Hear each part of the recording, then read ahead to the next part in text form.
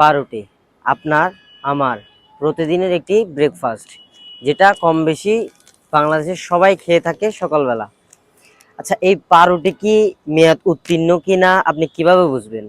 অবশ্যই প্যাকেটের গায়ে লেখা থাকে, মেয়াদ লেখা থাকে অবশ্যই এটাতে।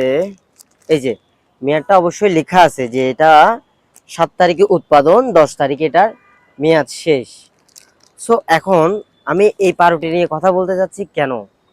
আসলে এখন একটা চক্র বের হয়েছে, যারা এই মেয়াদ এক্সপায়ার হয়ে যায় ওই পাউরুটিগুলোকে কি করে, একটা ব্লেডের মাধ্যমে কেটে, যেমন আমি আপনাদেরকে দেখাচ্ছি, এই যে একটা ব্লেড দেন পাউরুটি, আমি এটাকে হালকা চিকন করে কাটবো যাতে বোঝা না যায়।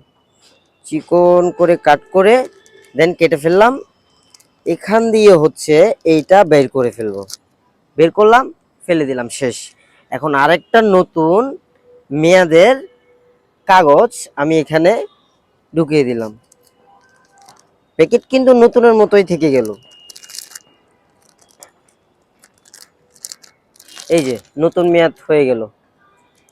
এগুলো খেয়ে আপনি, আমি কিংবা আপনার বাচ্চা, আপনার পরিবার প্রয়োজন, আত্মীয় স্বজন অনেকেই অসুস্থ হতে পারে, কারণ এগুলো মেয়াদ শেষ। ওরা নতুন সিল দিয়ে এগুলোকে নতুন মেয়াদ দেখাচ্ছে।